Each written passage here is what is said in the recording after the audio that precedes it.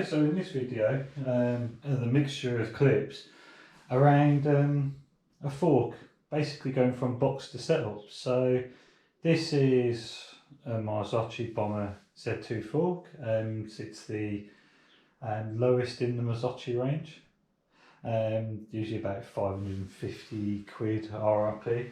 This one was slightly more because I've had a custom travel done. So this is a 27.5 fork with a 130mm travel.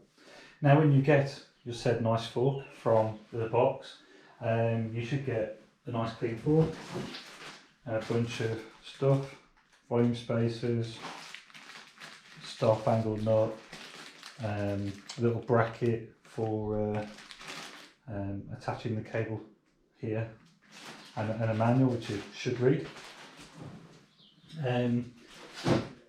You get a full length steerer tube which you'll have to cut down. This fork was dirty because it's been to the workshop, but it should be relatively clean. You should just be able to get on with it. So my first stage normally is to spray it with bike protect first, just to try and keep it as nice as long as possible. Now I'm not going to fully show this process, so I've done it previously, but basically where my top's gone,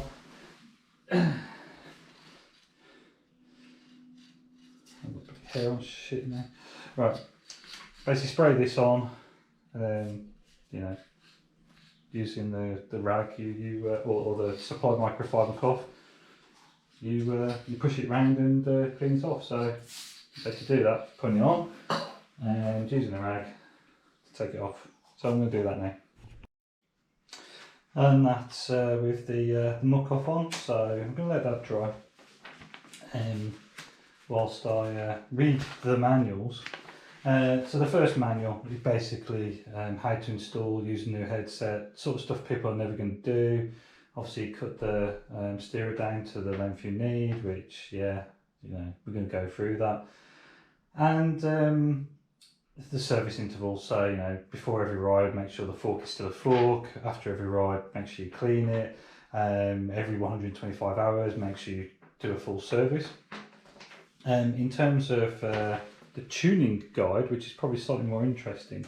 So as you may know, with any fork, but especially an air fork, you basically set it for your weight and preference. So I find that Marzocchi's air recommendations are generally on the high side, but you know, let's say you weigh 200 pounds, this fork you put 100 psi, which, you know, seems reasonable. It also has the recommended rebound. Now this is based on the air you put in, so if you use the air measurement, then the rebound adjustment should be relatively good. But they're all just base settings, and then obviously the rail damper, which is off, you know, it's just a sweeping dial from on to off. So generally what I do with these is, if I want plush, open. If I want to lock it out, drops a good one. How to install a front wheel, adjusting the lever position. Typical air spring, it does go on about the volume spacers. So on this, one will be installed, maybe one or two, because this was actually a 120mm fork, which I've had reconfigured to 130, so it may actually still have two in there, but I can put a maximum of 5. I'm actually going to check that.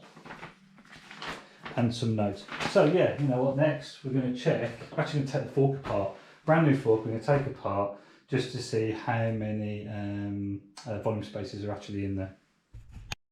Okay, so for the next trick we need a 26mm socket, flat, completely flat. This is a Park Tool one. It's the same as you'd use on a Fox 34. Remove the air cap from the top. Take an Allen key or something and just slowly take any pressure out.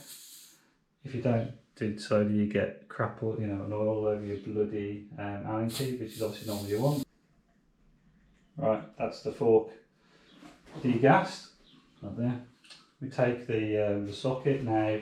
Same as before, just make sure you've got enough weight over the top of it as you because as you're trying to do. to start with. God, you can tell this was done in a workshop.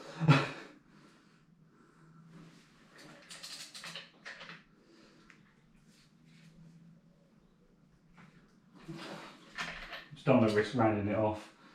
Just going to bring the fork down slightly, which is probably going to damage the shot, but just so I can get a good, better purchase on the fork from the stand. This isn't the world's greatest stand. It's useful to have a stand no matter what. Let's try this again. I might even cut this bit out. Do you want the struggling or not? I don't know. There we go. You can tell this was probably done quite quick.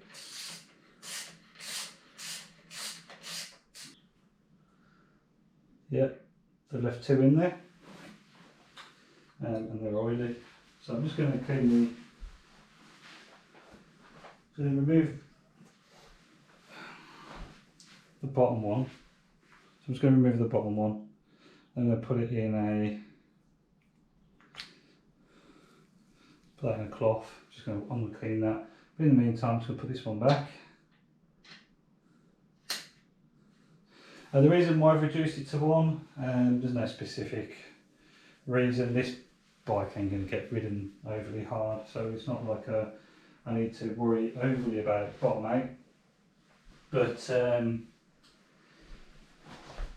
you know, having full set of travel that's easily accessible to the rider, that with the foot not bottoming out, it's probably good. And as we saw in the last video, now my Fox 38 only had 1 token in. You don't have to max the tokens out, you just do it in accordance to how you want the bike to feel. So that will go in my bag of air spacers, spare air spacers. Just so you know, they're actually Fox branded, Marzocchi Fox, same company. This is actually a Fox 34 fork with rail damper, which you can't buy, but you can get the rail damper on the OEM spec forks. Try that again. I'm just going to put the that back down. I'm not going to do it up as tight as it was before, but we'll do it tight enough. Like that.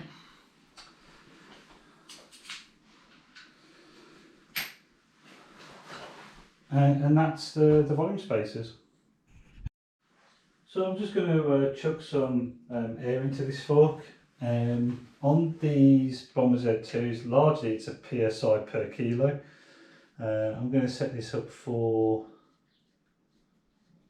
about 80 kilos for now. The only reason I'm putting air in now just makes it a bit easier in terms of when I get later on in the bike installation. So this isn't the final fork pressurisation, but it's just basically make sure the fork's actually holding the pressure, to be honest, after that change.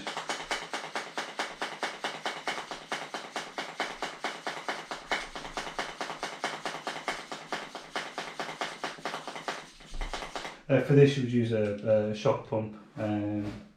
Weirdly, even though I tend to only use Fox and Marzocchi forks these days, my charge pumps are all branded RockShox.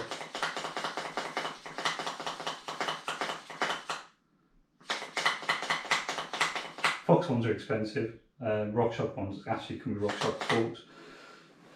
If you buy certain class, so you buy like Lyrics or Pikes or something, you'll get a pump generally if you buy new. Right, so that's got some pressure in. Whilst I'm here, I'm just going to set the rebound compression as well, to the amount of PSI that I've actually put in, which is about 8 clicks. Marzocchi and Fox forks. On the non-air side, you've got the rebound adjustment. So what we want to do is we want to turn this fully closed, which is that direction. So if you're looking up, it's clockwise until it, you know, doesn't click anymore. I'll call that closed. And then we come out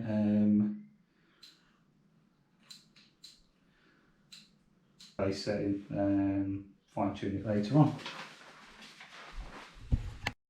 So that's the fork for now. So I'm just going to pop it back in this bag, pop it back in this box for a bit. I need to build the rest of the bike first before we continue with this bit. But the next bit will be fitting the crane race and sizing the tube and making the cut. Okay, so for fork setup out of the box, you install it, then you mark where you need to cut, you take it apart, you cut it, and you install it again. Sounds counterintuitive, but it's the way to size. So, headset race, pop that on temporarily,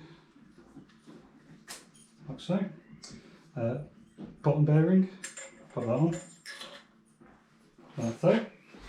Then,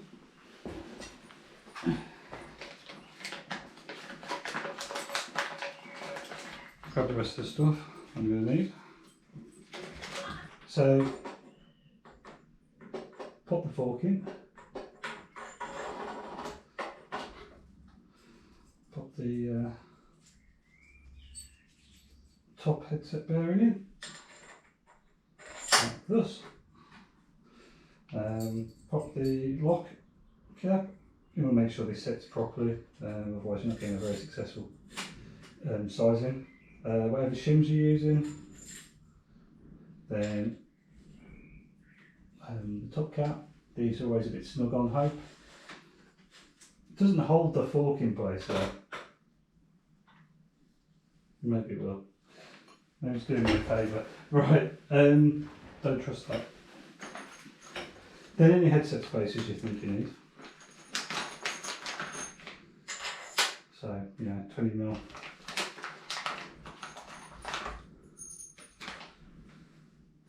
And I'm going to put that mini on top.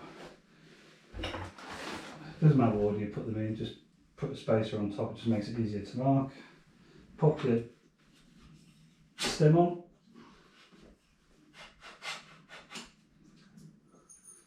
Put your spacers on. And that is my mark where I put my screwdriver. Right, so I'm going to mark the top.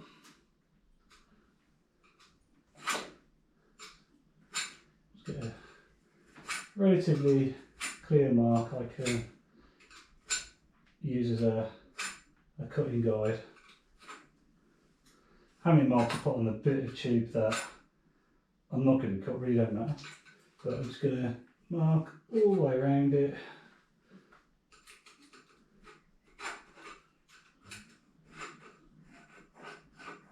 Right, so now take this apart.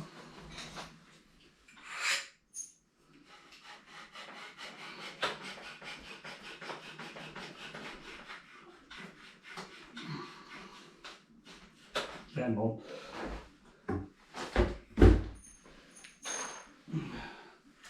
Right. Once we drop the fork, the rest of it, the top should fall. Okay. Obviously, when you actually do the installation for real, make sure you put grease and stuff in. So, put that down. Give me some hands, because I use a pod cutter.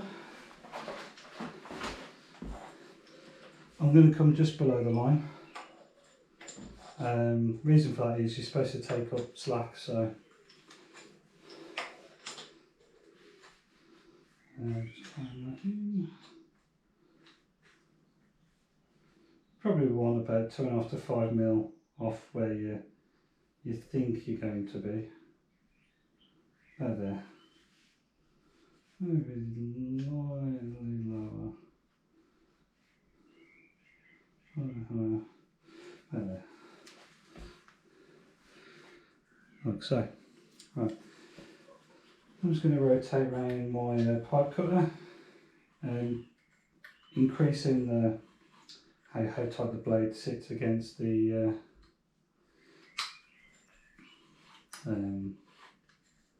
pipe as we go around. Now, just remember these are pipe cuts are designed for copper piping, and this is either aluminium or steel. So these pipe cutters wear out quicker. And I know some people use a hacksaw and a guide. That is probably the proper way of doing it. Though this is slightly more convenient without having a workbench and everything.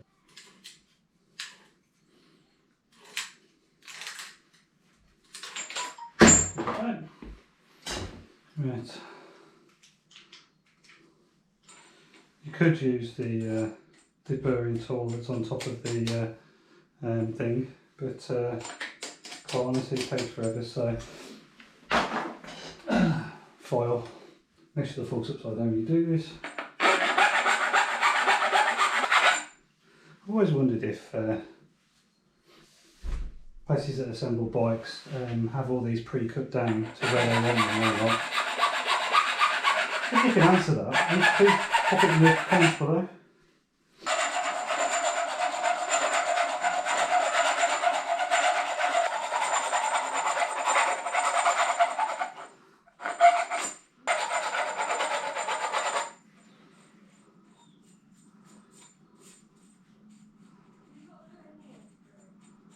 Right, cut. As in, it's been cut. Right, it's gonna clean off the top. Now we do the final fit.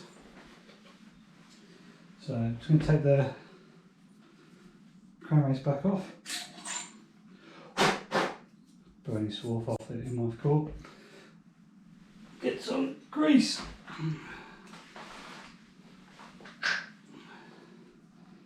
Just going to pop it around the... I've had this grease for years, so I'm starting to run out.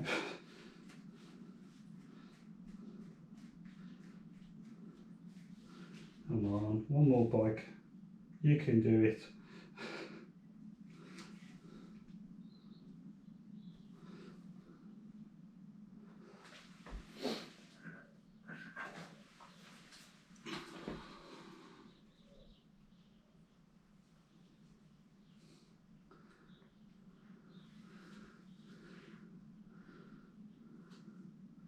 Pop the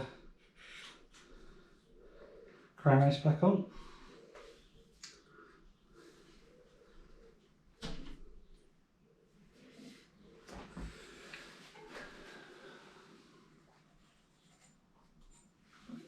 So, just going to grease between the crown race and the bearing. Grease just above the crown race.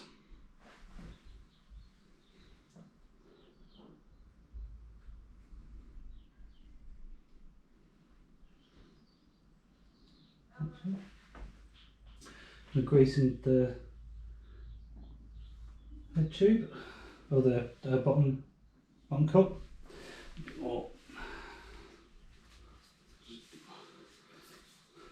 Hold my forks.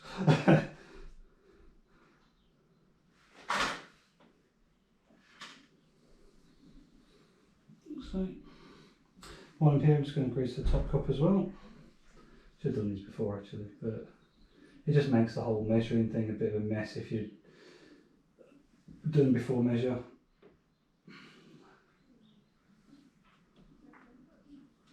Like thus. Right, just clean the shit off my, or grease off my hands. Right, now, order of this. So, I'm going to put the bottom cup bearing on. I'm just going to pick up the next bits I'm going to need. Like so. So pop that in there.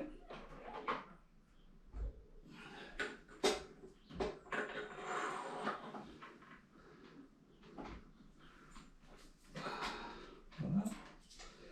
Pop the top cup bearing in. Then the top cup bearing secure ring.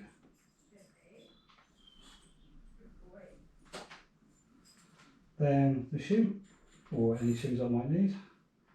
Then the top bit, now obviously I'm going to line this so hope is at the front, so I'm just going to podge that on.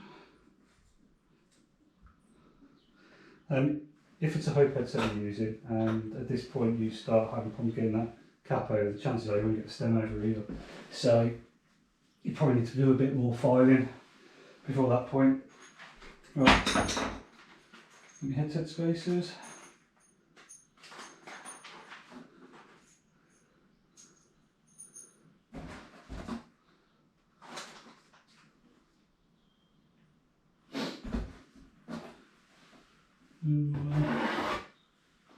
Bars. So I'm just going to chuck that in. Hope towards the front. Oh, hope the other way around. It's got hope towards the right way around. And bars. And then top caps. Now, some of you are going to be going, oh, you forgot to put the star nut in. Star fangled nut. No. So on this installation we're actually using Hope Head Doctor. So I'm just going to let that go there for a minute. Not that I'm doing this for adjustment, but just for security. I'm just going to just tighten up the stem for a minute, just so the fork ain't going anywhere. Give me a bit of peace of mind. I'm going to adjust that in a minute anyway. So next is Head Doctor, which is basically it's an expanding wedge nut, which if you believe what the website says, basically equalises the force around the entire head tube.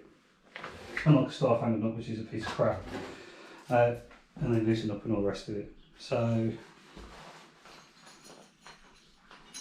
and yeah, star fangled nut costs like £1, and the Head Doctor costs a lot more. I know.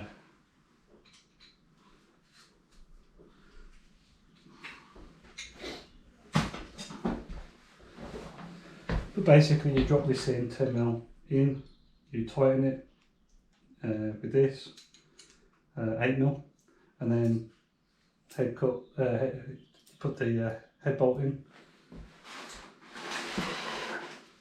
top cap, like you would normally. It's much easier than bashing a nut in and hoping for the best. So I'm just going to pop this in and then find that after speaking complete bollocks, and this is more difficult. Right, so we now just push this in to, as I say, just about 10mm. Go there. And then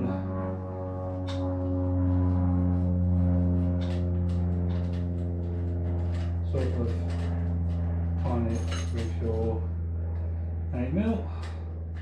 Not that it's wanting. So we're just going to tighten it up now.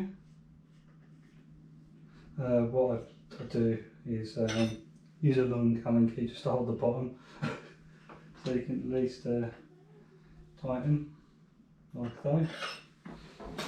And just crank that one. There we go. Then pop the top cap on, wherever I put it in my pocket.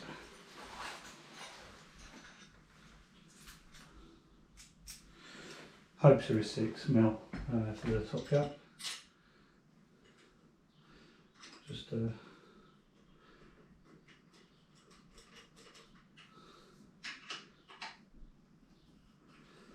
that, like so.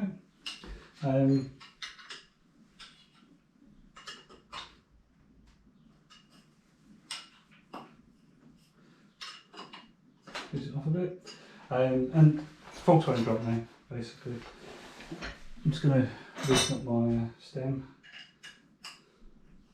And that's just basically to allow for stem adjustments later, in case I've forgotten. Tighten that one. All moves. Brilliant. That's how you install a set of forks.